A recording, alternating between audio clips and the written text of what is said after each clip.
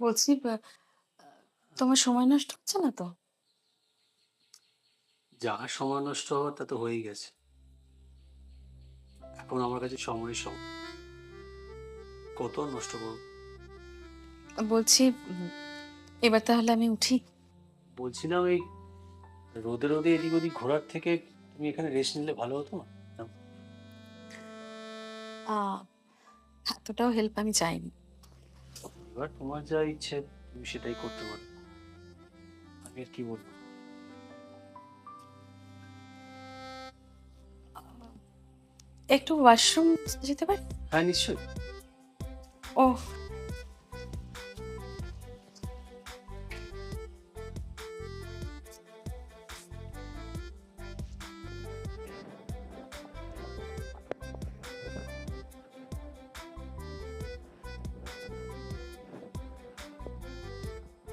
এই বাড়িতে এখন তুমি, আমি আর ওই দিদি আছে।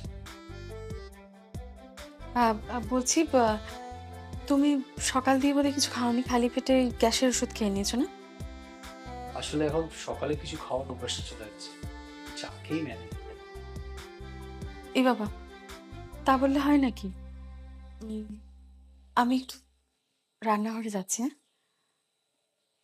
বলছি ওই দিদিকে কি নাম উনার? দিদি? ও দিদি?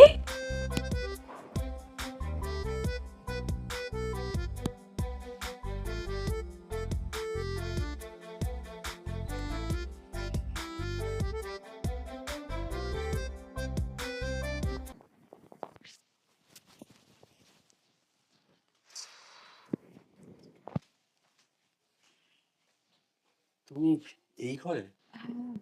আসলে রান্নাঘর থেকে বেরিয়ে স্নান না করে তুমি থাকতে পারো না? এখনো সেই অভ্যাস আছে তোমার? মানুষ বলে স্বভাব বদলানো কঠিন। আমার কাছে অভ্যাস বদলানো কঠিন। আসলে পরিস্থিতির পড়তে মানুষের স্বভাব, অভ্যাস সবই বদলে যায়।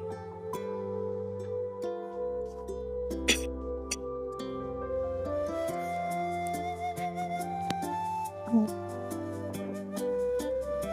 বলছি যে আমি তোমার এতটা সময় নষ্ট করছি, তাতে তোমার কোনো অসুবিধা হচ্ছে না তো? আমার আর কোনো কিছুতে কোনো অসুবিধা নেই। যদি তোমার কোনো অসুবিধা না